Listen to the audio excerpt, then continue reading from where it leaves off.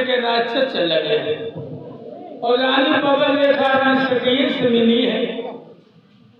कहने लगी बहना क्या बात है, तेरे चेहरे का रंग कैसे उड़िया?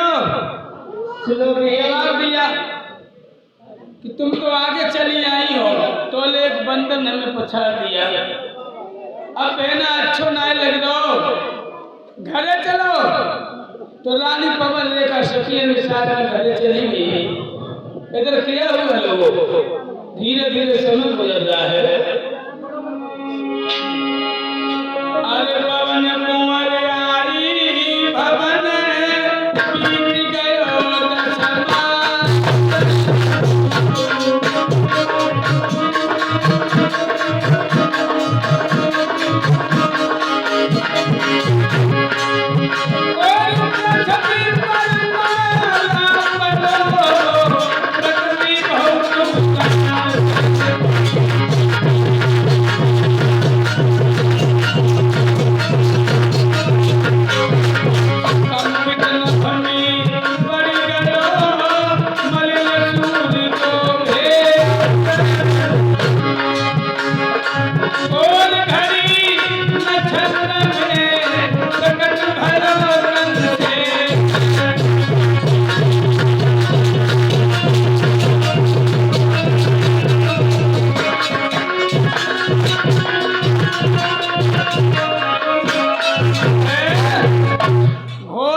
नक्षत्र में भूतल का भार पैदा हुआ लोगों, और जिस समय कंस ने जन्म लिया है तो आदि तूफान मचा रहा है। ऐसे प्रतीक हो रहा है कि प्रलय हो जाएगी। राजा उग्रसेन को पहले ही बता दिया था ज्योतिष विद्वानों ने कि ये तुम्हारे बिंद से पैदा नहीं है। तो महाराज उग्रसेन ने पैदा होते ही इसे कलश में रख लिया, इसीलिए इसका नाम कंस पड़ा। और गंगा की धार में छोड़ा, महात्माओं ने पकड़ लिया। महात्मा इसे लेकर के गए और कंस ने शंकर भगवान की तपस्या की। शंकर भगवान ने इसे धनुष दे दिया, ले जाओ इसे और इस धनुष को रख लेना। ज्यादा दिन धनुष टूट जाएगा उसी दिन तुम मारे जाओगे, और जब तक धनुष नहीं टूटेगा कंस तुम्हें कोई मार नहीं सकता। ये वरदान दे दिया शंकर भगवान की। और इधर कंस मथुरा में आया, और मथुरा में आते ही कंस अत्याचार मचाने लगा। छोटे छोटे बच्चा ले जाता है, किसी को मार के गड्ढा में डाल देता है, किसी को जल में छोड़ देता है। और ये पूछता तुम्हारे घर यार का वो लला ने कही हमारे घर खीर बनी है। जवाब दो तो तेरी जीभ मीठी होगी, निकाल। और लला ने जीभ निकाली, माने कट काट दी। इतना अत्याचार करने लगा कंस, मथुरा नगरिया में बच्चों की रखवाली होने लगी। पूरी बहना हो पता नहीं कौन सी शेर आई हो, रोजाना एक न एक बच्चा कम हो जाता है। बच्चन की रखवाली हो रही मथुरा नगरिया में।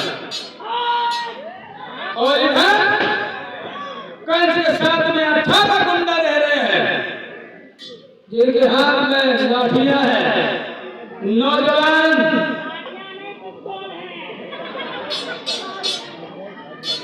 नौजवानों, दिखा दो इन सुल्तानपुर वालों को कि तुमने कितना दूर किया है।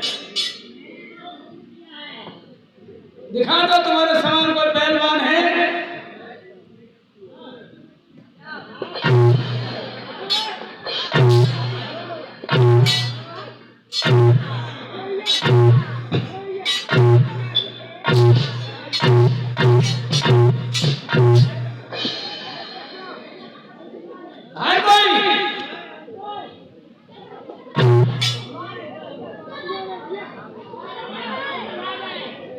दिखा दो, ये शमशाबाद से आए हुए पहलवान बैठे हैं जी।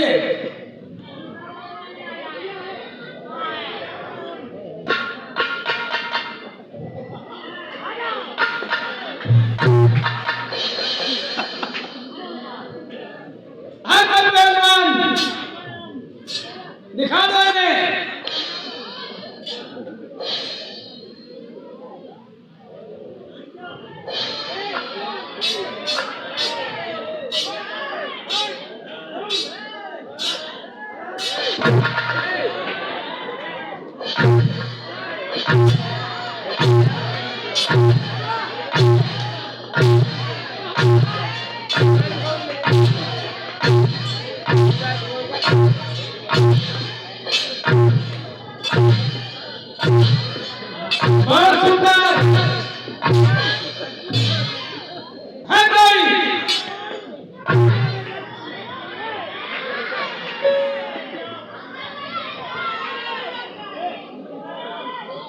कोई पहलवान नहीं है।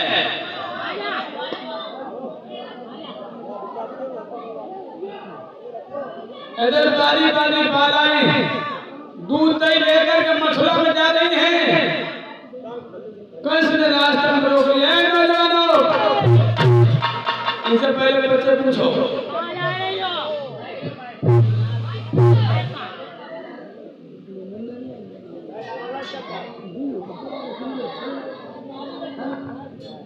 आप कहाँ जा रही हो?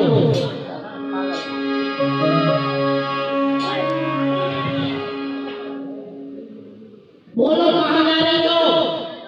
कहने लगी महाराज से हमें बात करवाओ, कुंवर साहब से। तुम कौन हो?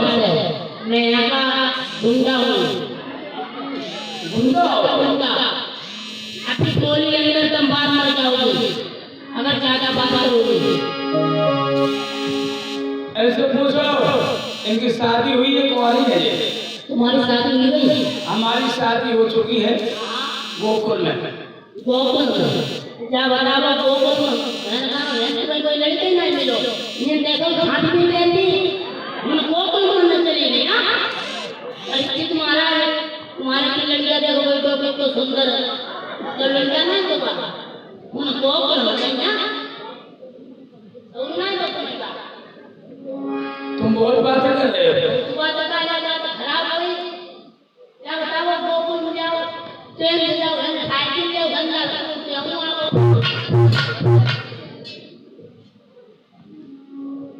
उमर साहब, तुम ऐसी बातें कर रहे हो कि तुम्हें दही खाना है।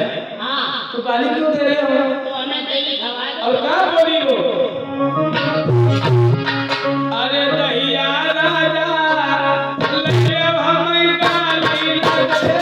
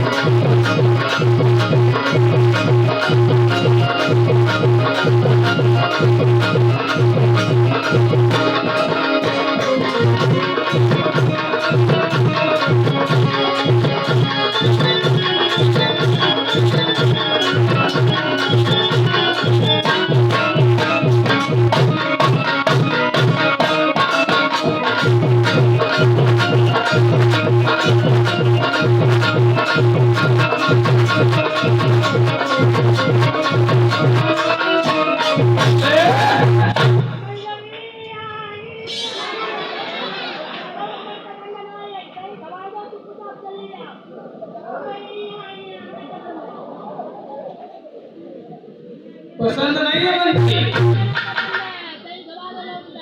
ऐसा करो, इन्हें नंगा करके छाती के बल हमारे सामने निकालो। आज कंस ने उनकी दुर्गत की है लोगों, रोती हुई बालाएं अपने घर पे चले जाते हैं।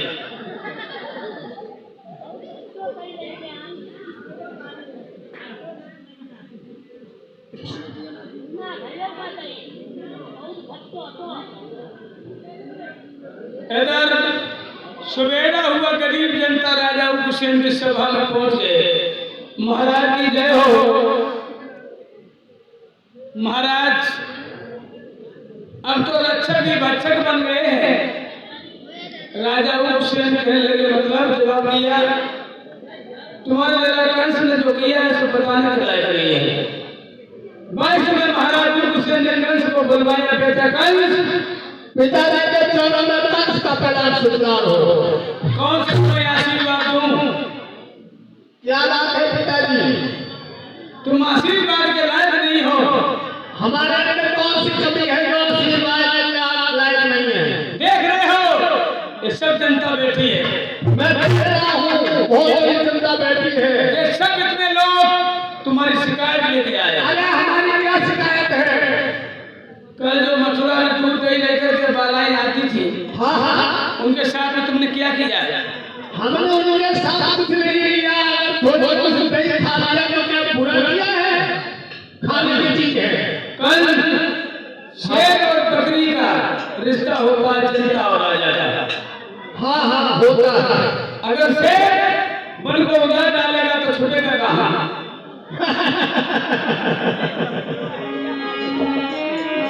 ये राजमत है, राजा के जो मन में आएगा वो वही करेगा।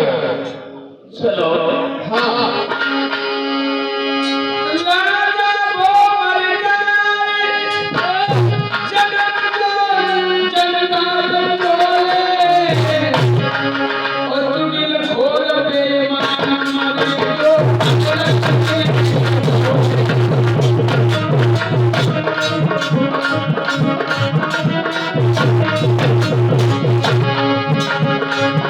अरे तुगिल घोर बेईमान मरे जो अमृत में घोर।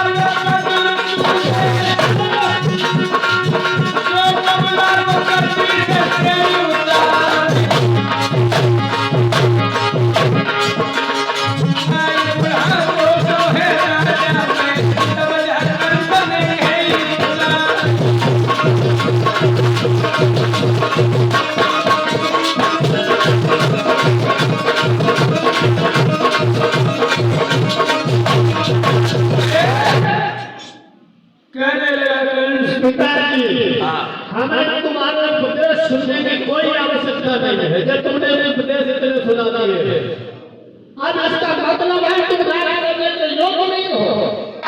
मतलब अब तुम पे बुढ़ापा आ गया है, अब तुम राज्य के योग्य नहीं हो। सिंहासन को छोड़ दो, आज से मथुरा नगरी का राजा कंस है, कंस है, कंस है।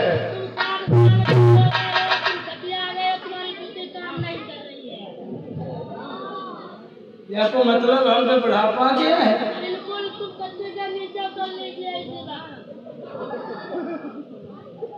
हम राज के लायक नहीं हैं। बिल्कुल नहीं हो। बताओ मथुरा नगरिया के लोगों,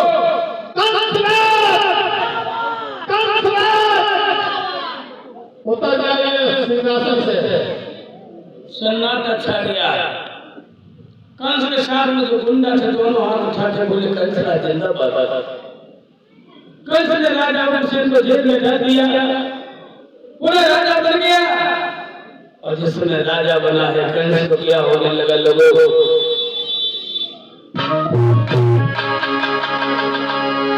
अरे बाली बाली बालाई पे बजते लगे गाने।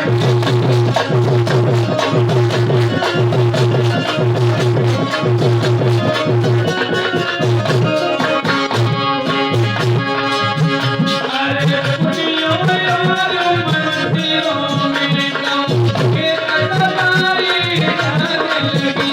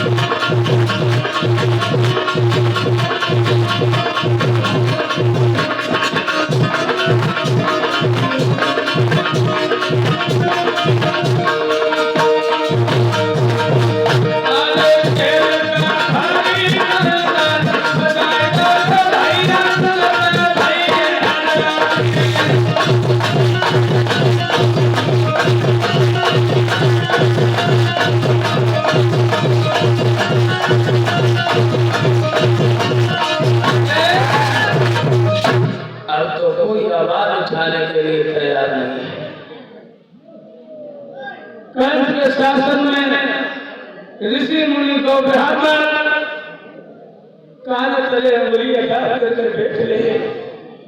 अरे पापी भजन नहीं होने देगा।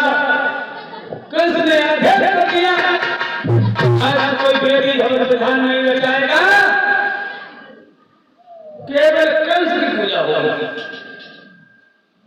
और पूजा पाठ करते हुए मंत्री जो कोई मिले उसे गिरफ्तार किया जाए और उनकी निशानी क्या होगी? फटा कुर्ता एक कमली फटी पुरानी है, नंबर वाली टोपी सिर पे महात्मन की जे निशानी है। ये पहचान होगी उनकी। अब तो कोई पूजा पाठ नहीं कर रहा है। ऋषि मुनि को ब्राह्मण आज भगवान से प्रार्थना कर रहे हैं। जब हम पर मुसीबत आती है तो हम भगवान को याद करते हैं। इस आज महीतल भूतल पर जब जगदीश्वर बढ़ जाते हैं, भगवान स्वयं आया करके दुष्टों को सहारा करवा।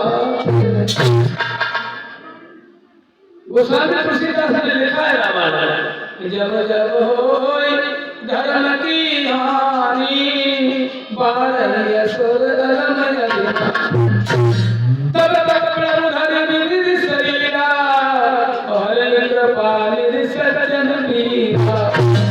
भगवान जरूर आते हैं। अब सभी भगवान को बुलाते हैं मुसीबतों में। कैसे बुला रहे हैं? सभी माता बहने बुजुर्ग नौजवान इस पवित्र आसन पर बैठे हो, भगवान को जरूर बुलाना, अपने मुंह से भगवान का नाम जरूर लेना। और जब भगवान को हम बुलाते हैं तो भगवान हमारे हृदय में विराजमान हो जाते हैं। भगवान का नाम लेते ही हमारे अंदर भाव बदल जाते हैं। इसलिए भगवान को सभी लोग बुलाएंगे तालियां बजाकर।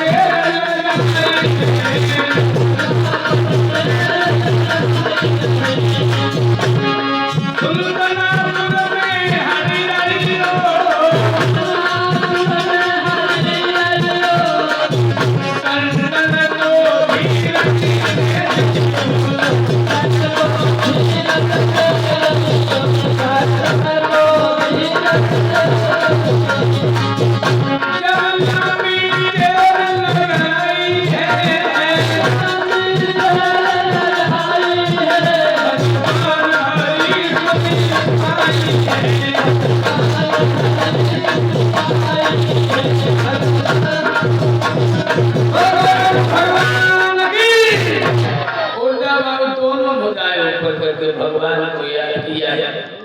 भगवान क्षीर सागर में क्यों पड़े लोगों? कहने लगे ऋषि मुनि को ब्राह्मणों वापस लौट जाओ, मैं आने वाला हूँ और हमारे आने से पहले तुम्हें हमारी एक मदद करनी होगी। क्या बोले भगवान? अर्जुन सब जइयो भूमि पे धरो यादवी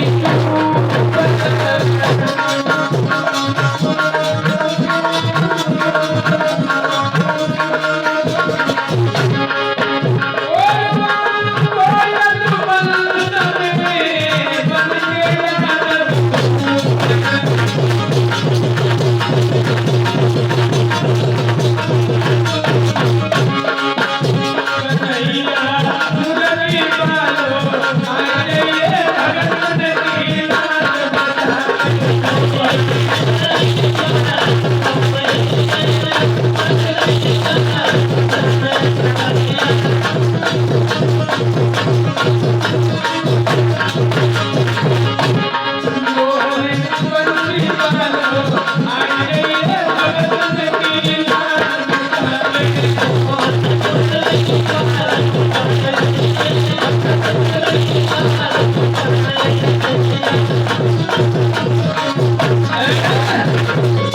प्रकार से भगवान ने ऋषि मुनि को ब्राह्मणों को वापस कर दिया। धीरे धीरे समय गुजर रहा है। भोजराज कंस की चाचा की छोरी है, देवर की लड़की, जिसका नाम है देवकी, और ये फतेहपुर में रहने वाले हैं।